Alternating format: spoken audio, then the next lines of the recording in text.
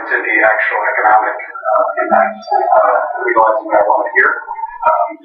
In terms of what the economic influence, especially with taxes and those kind of things, what are we looking at? Well, here to speak to those issues and others, we have Sam Chapman with New Economy Consulting. Sam works on the board of the OLCC, our primary regulator. He also is on the task force here in Portland, making sure that the rollout is smooth and we set good policies in place. And I also had the pleasure of being with him in Washington, D.C. just earlier this week with the National Cannabis Industry Association, lobbying the federal government to, be set rules in place that are more supportive of the movement going forward. Sam can speak more to the issues that we're facing, but I wanted to pull him in to highlight yet another person who's both on the cannabis movement, but also that's supportive of the campaign of Bernie Sanders. You really kind of know better than most. Sure.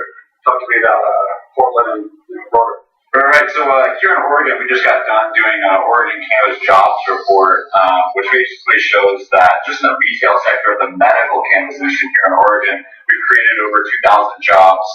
We're projecting about $46 million in wages here in 2016.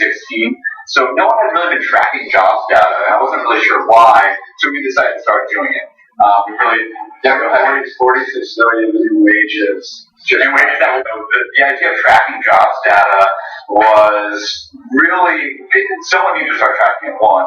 And two, it was my personal opinion that if we change the messaging and the optics around cannabis a little bit to be about jobs first, cannabis second, I really think that we're going to be able to have a different conversation with a lot more of the conservative people sitting on the fence, people that, live in rural economies that may not get a lot of tax money.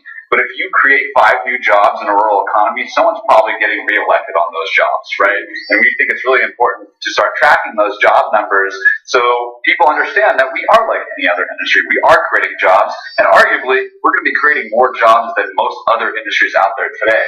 So I think that's something that Senator Sanders has hit on numerous times throughout his campaign.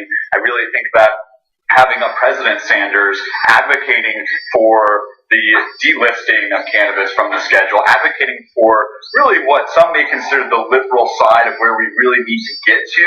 Are you related to Senator Sanders? Because I am not. I'm pretty good with gestures and things of that nature.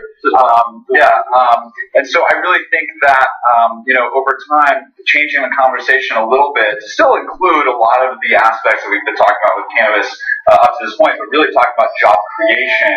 And again, we're starting to track those numbers here in Oregon fluidly, and we expect them to keep rising as we're starting to track production, wholesale, and ancillary jobs that are being created based on this new cannabis industry.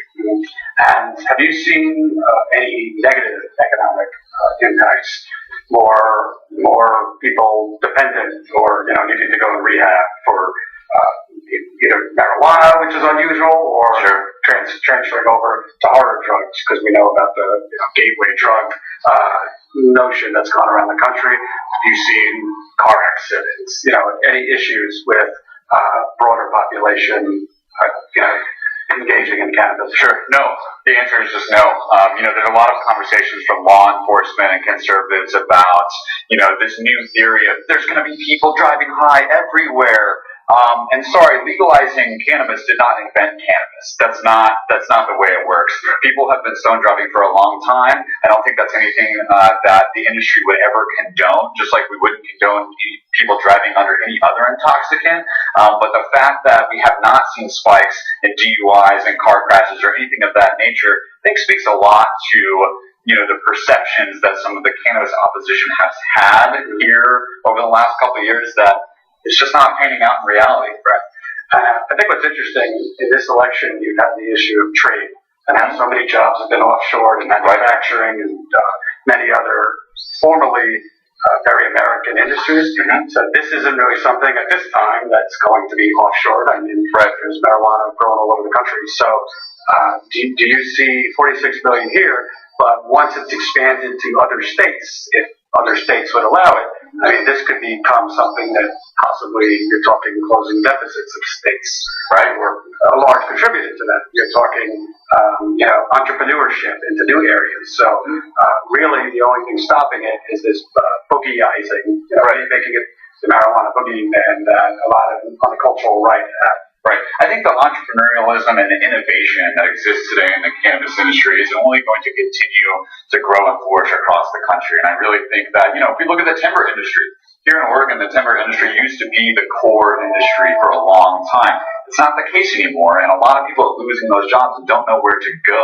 And I would really think that, hopefully the timber industry and the cannabis industry start to cross paths, as I imagine they will if they're smart, to revitalize some of those jobs in those rural economies, to revitalize a lot of the industrial equipment that is just sitting there and rusting away, right? I mean, we have infrastructure for this new industry that we don't need to rebuild from scratch, and I really would encourage people working in the timber industry and the cannabis industry to think how they can combine their efforts to continue to create more jobs, the ones that we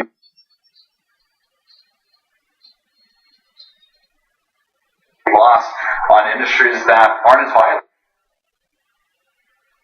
anymore. Right. And I think another thing, just not in terms of the economics, but in terms of the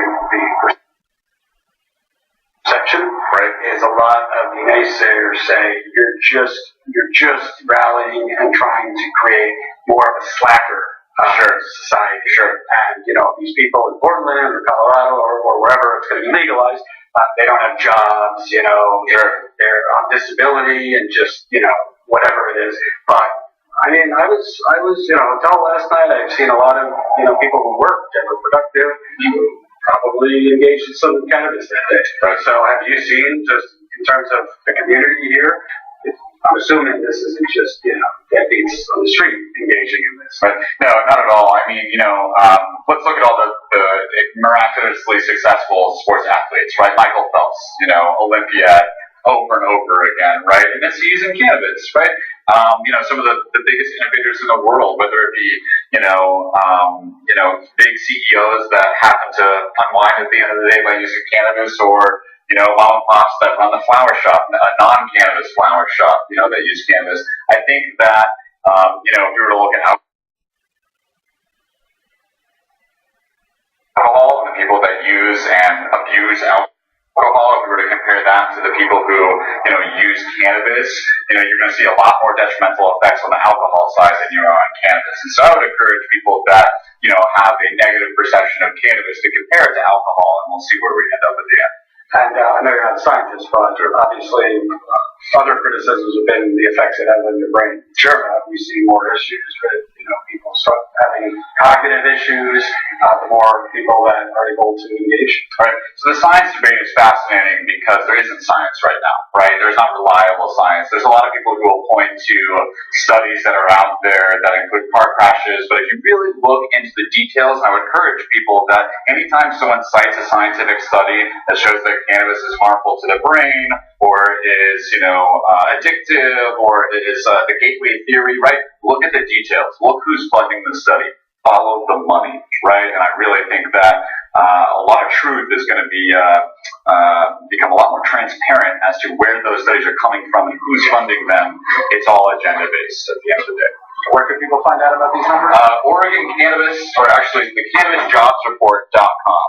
And all those numbers are there, and don't hesitate to reach out if you're looking to do a report like this, figure out how many jobs have been created in your state, or how many jobs could be created in your state by legalizing and regulating cannabis. Reach out. Happy to help. Thanks, man. Thank you. I may have been here before.